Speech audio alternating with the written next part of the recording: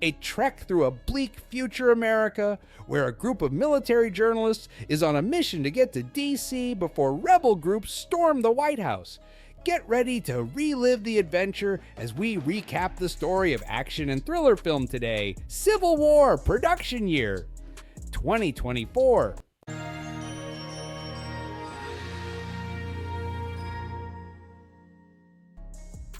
The film opens sometime in the future, with the United States ravaged by a second civil war. Texas and California have seceded to form the Western Forces Militia, while Florida has aligned itself into a separate alliance.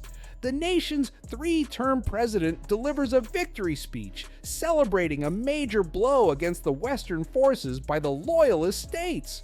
Photojournalist Lee Smith watches the speech from her hotel room in New York City, where she witnesses a bombing unfolding downtown. The next day, Lee joins her colleague Joel amid a chaotic protest downtown. In the middle of the violence, a young journalist, Jessie Cullen, is struck in the face. Lee helps her, giving Jessie her own fluorescent vest for protection. As the chaos grows, Lee notices a woman charging into the crowd carrying an American flag. Realizing the danger, Lee grabs Jessie, pulling her to safety just as the woman suicide bombs the crowd. After the explosion, Lee and Jessie take haunting photos of the aftermath. Later, at a hotel party for journalists, Lee and Joel meet their mentor Sammy, who insists on joining them on a perilous journey to Washington, D.C.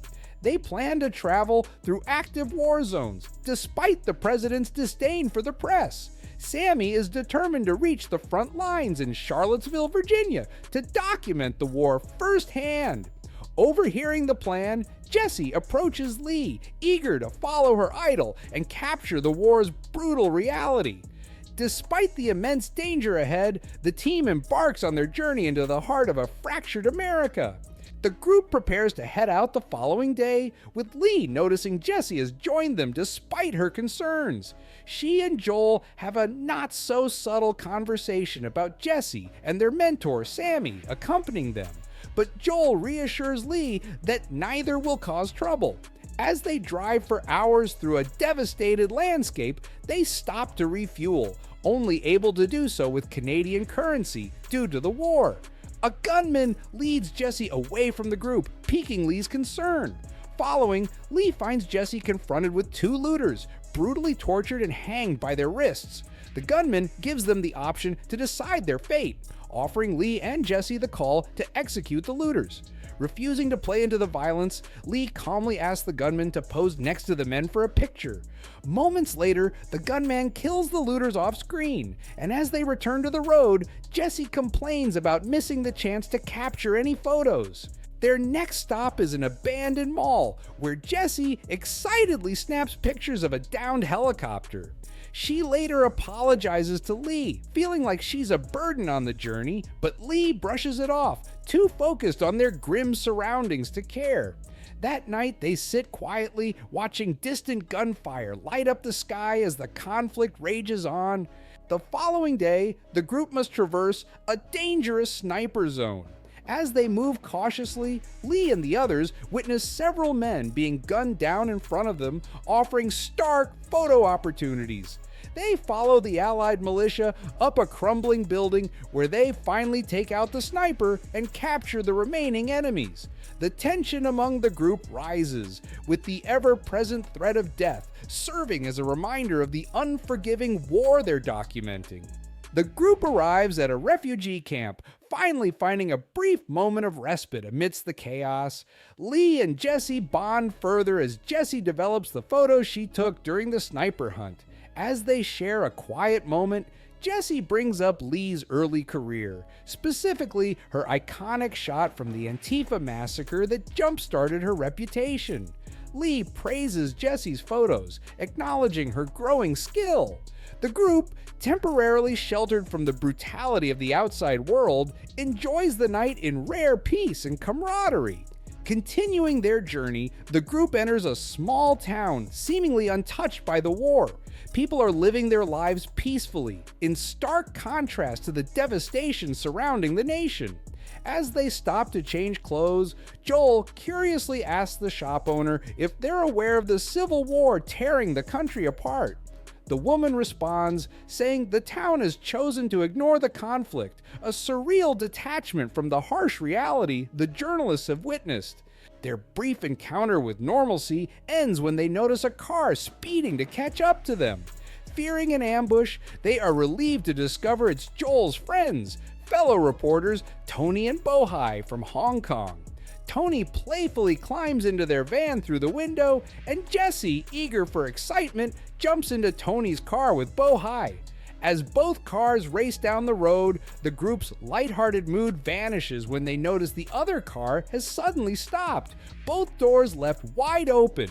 Realizing something is terribly wrong, the group soon encounters loyalist gunmen who have been executing passers-by and burying their bodies in shallow graves. Tension escalates as the head gunman casually shoots Bohai, leaving the group in silent terror. Joel, desperate, tries to reason with the gunmen, insisting they are American journalists. But when the leader hears that Tony is from Hong Kong, he shoots Tony without hesitation. In a moment of instinctual bravery, Sammy slams the van into gear and runs down the head gunman, killing him and one of his accomplices. The group quickly scrambles back into the van as bullets fly, a lone gunman firing at them as they speed away, hearts pounding and the weight of their survival sinking in. As the group escapes the gunman, Jesse, overwhelmed by the chaos and violence, vomits in the back of the van while Sammy, their mentor, struggles to keep them moving. Blood seeping from a gunshot wound, he eventually collapses, revealing the severity of his injuries. As Sammy's condition worsens, he informs Lee and Joel that he can no longer drive. With a heavy heart, Joel takes the wheel, navigating through a forest ablaze with the remnants of war, the flames casting an eerie glow on their desperate journey. Upon arriving at the Western Forces military base in Charlottesville, they are met with grim news. Sammy has died from his wounds. The weight of their loss hangs heavily in the air as they meet Anya, a British reporter. She discusses the recent surrenders of loyalist generals, making their harrowing journey and the loss of Sammy feel even more pointless in the grand scheme of the war.